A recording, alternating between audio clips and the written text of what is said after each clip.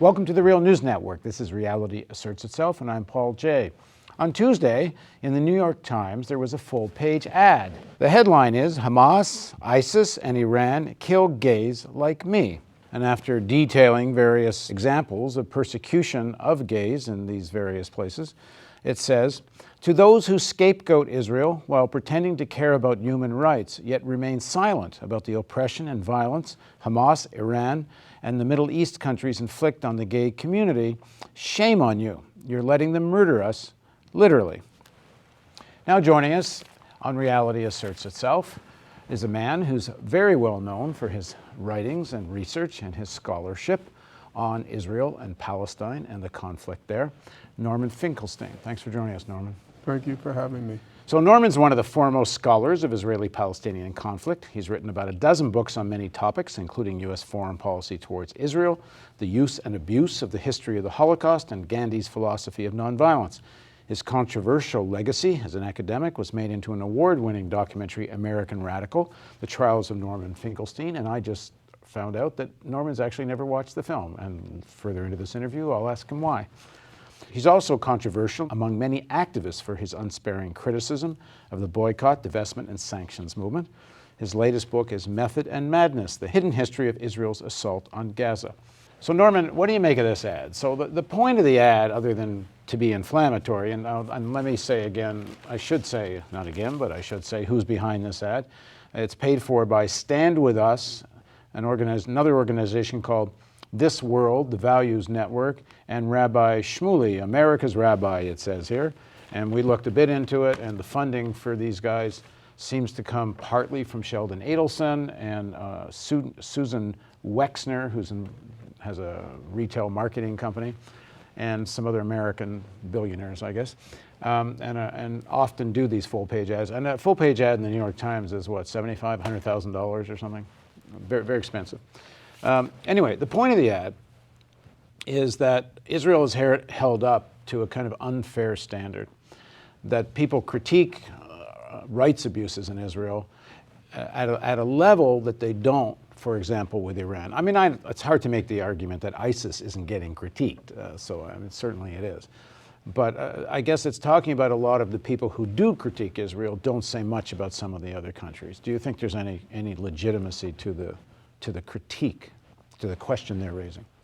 Well, there's hardly a lack of criticism of Iran in the United States or the Western world, so we can set that aside. No, but they're talking about people that critique Israel, because a lot of the people that critique Iran defend Israel.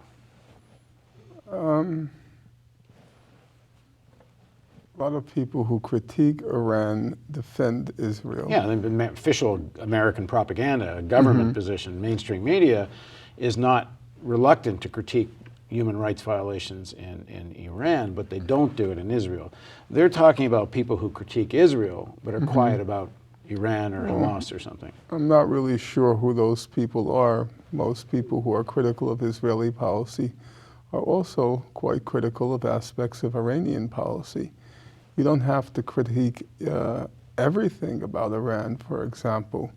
If you want to criticize Iran for acquiring nuclear weapons, then you ought to also be criticizing Israel for already having acquired nuclear weapons. If you want to criticize Iran for not having abided by the terms of the Non-Proliferation Treaty, the NPT from 1968, then you'd have to criticize Israel for having never signed it. Incidentally, just in that particular question, for what it's worth, the major violator of the Nuclear Non-Proliferation Treaty is plainly not Iran. The major violator are officially the five nuclear power states, namely the US, the UK, France, China, and Russia, because under Article 6 of the Non-Proliferation Treaty, they were supposed to disarm. They were supposed to rid themselves of the nuclear weapons. It's now quite a long time since 1968 when the NPT was signed, and far from ridding themselves of nuclear weapons. If you take the case of the United States just invested, the plans of the Obama administration are to upgrade our nuclear arsenal and investing about $1 billion, what was the figure? Maybe it was $1 billion, I can't recall right now, but a quite large sum to upgrade our nuclear weapons program, which is in clear violation of the NPT. But what they're raising... you know, as a general principle, there are aspects of Iranian society that ought to be criticized. And when they ought to be criticized, my sense is they generally are by people on the left.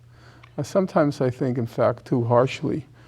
So, for example, I thought it was pretty clear that Ahmadinejad had won that contested election, whereas most people on the left said that he had lost.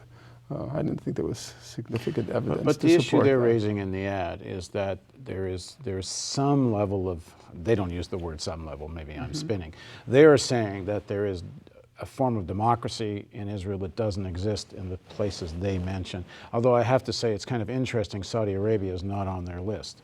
They only want to talk about places that are not American allies. And we know about the kind of collaboration that's going on between Israel and the Saudis now, so they're not on the list. But that being said, the point they're raising is, well, gays have rights in Israel. They don't extend that in this ad further, but often they do. They said there's real elections in most of these places. There's not fair elections. Is there, and that Israel just gets critiqued at a level that doesn't either take that into account, or Israel's held to a higher standard than these places. That's their argument. Well, there are many things to say to that, and it's hard, really, no. It's hard to figure exactly where to begin.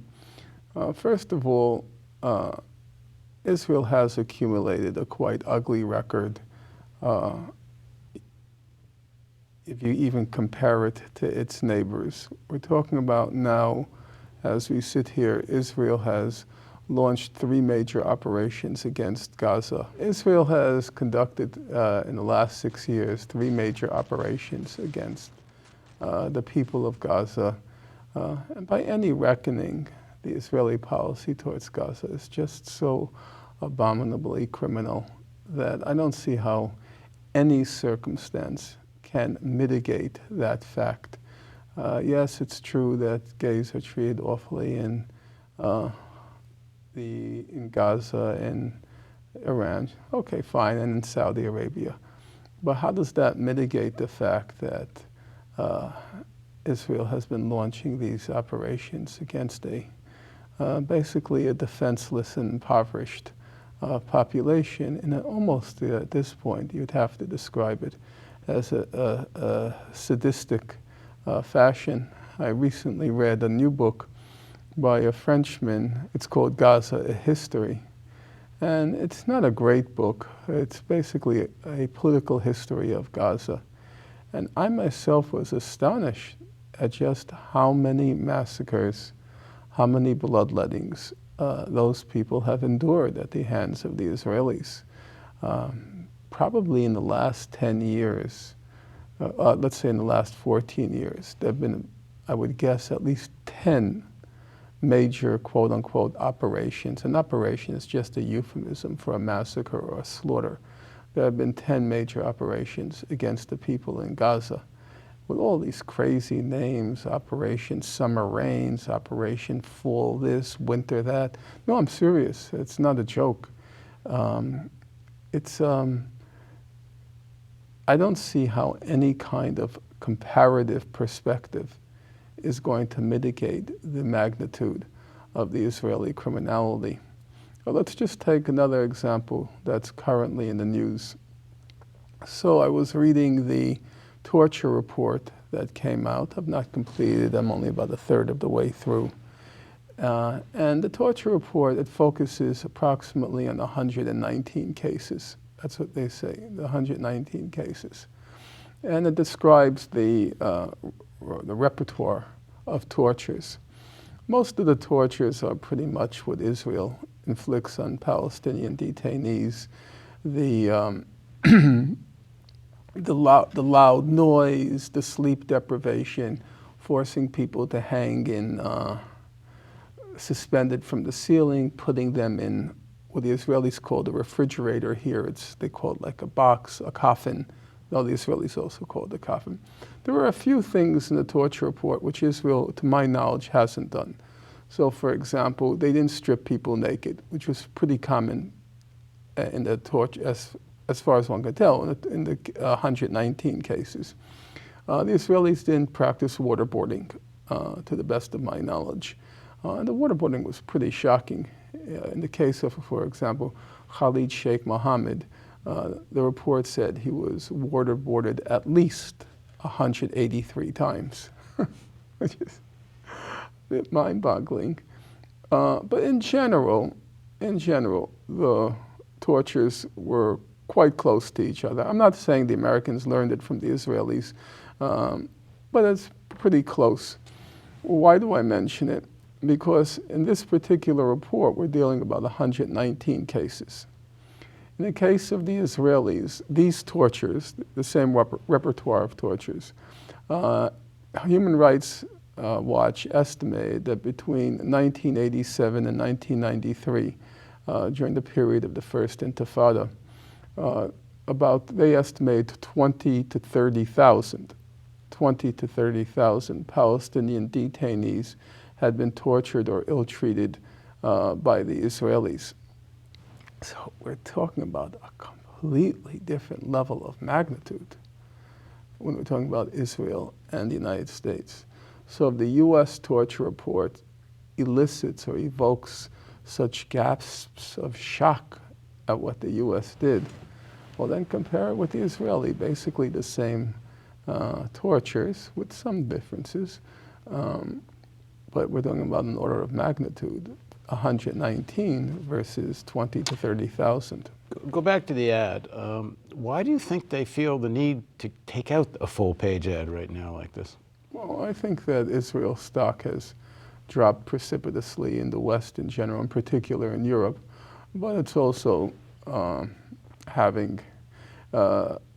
it's also suffering in the United States. After 3 successive massacres, as I said, the exodus, the Leon Uris exodus image of Israel has now worn very thin.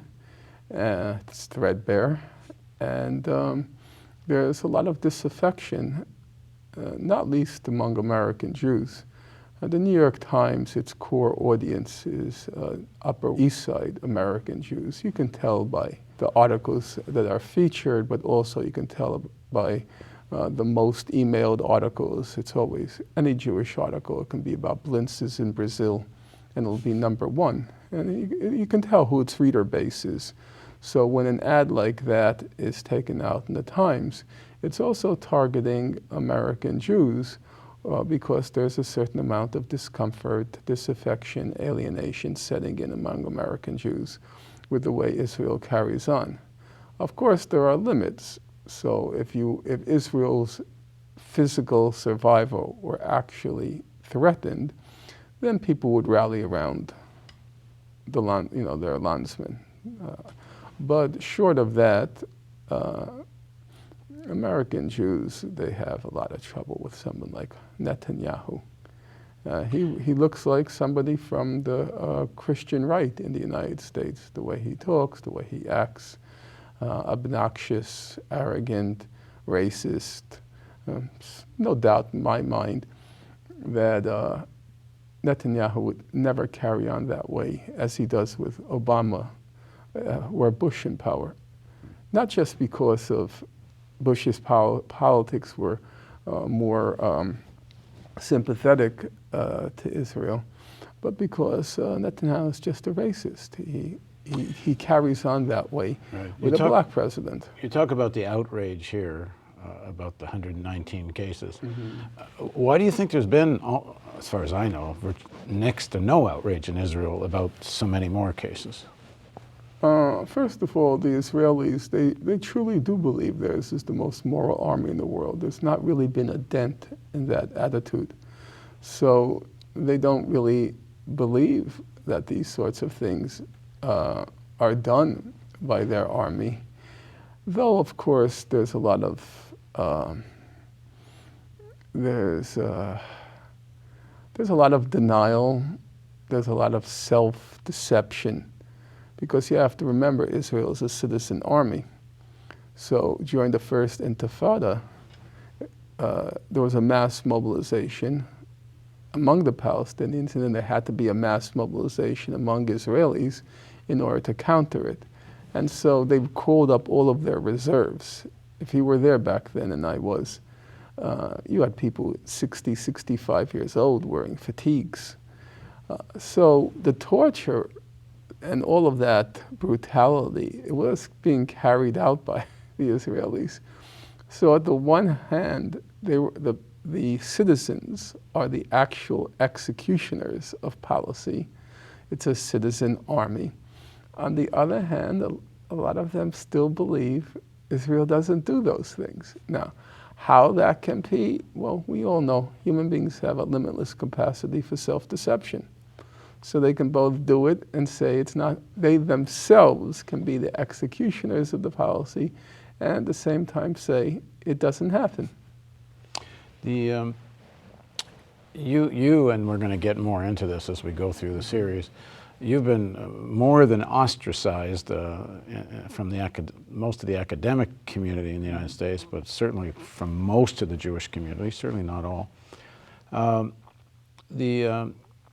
you feeling, though, a change amongst the Jewish North Americans in their attitude towards Israel? Oh yeah, there's no question American Jewish attitudes have changed substantially. Bear in mind, I'm talking now about a fairly significant period of time. I first got involved in 1982, the day Israel invaded Lebanon, June 6th, I guess it was, 1982. So we're now talking about more than 3 decades. So when I say there's been a change in attitude, it's over a fairly substantial period of time, 3 decades. Back then, you had to argue to prove the Palestinians physically existed. In 1984, the big bestseller was Joan Peters's From Time Immemorial, the main thesis of which was Palestine was empty. When the Jews came, the Jews made the desert bloom, and then all these Arabs from neighboring states surreptitiously entered Palestine and pretended to be indigenous to the region. I mean, that was the level of discussion. And then those who acknowledged the Palestinians physically existed, then they said, okay, their homeland is in Jordan. That was the Jordan is Palestine thing. So we're so far past all of it. And it was your PhD thesis that kind of took that that's part? a bit of a misapprehension. Well, let me say what the misapprehension was, and then tell me it's a misapprehension. What I've been reading is that your PhD thesis was essentially a critique of Peterson's book. No. My PhD thesis was on the theory of Zionism. The Peters book came along just as I was completing the research phase of my thesis, and I stumbled on the book, and it was called back then Harper and Row Bookstore, and the blurbs were glowing. They said it would change our completely change our understanding of the conflict. So obviously it piqued my interest, and of course worried me, because if what you were saying were true, it would mean that I was hoodwinked. And I had been hoodwinked, not hoodwinked, I had been fooled as a youth, no doubt about that. I was a Maoist, I would guess you'd say a fanatical Maoist. And after Mao Zedong passed away, and then the Gang of Four was overthrown, those events devastated me because I realized I had been a fool, and I had too easily dismissed criticism as being, back then we used to say it was all bourgeois or petty bourgeois, anyone who criticized China under Mao. And it was not a good feeling that I was a fool. And this Peters book would have said that the narrative that this is the homeland of Palestinians was wrong. That was the thesis of the book. Yeah. That they were essentially Arab immigrants that had come to the area. So Jews had as much claim on it, or more biblical claim. Yeah. So, but you then wrote a book critiquing the Peters book, right? I didn't write a book. What I did was, as I said, I was pretty shook up by the claims of the book, and I was determined I wasn't going to be made a fool of again. And so I sat down and applied myself to seeing whether or not what she was saying was true. And there were two aspects to it. One, a fairly technical, arcane demographic study, and then there was the historical research.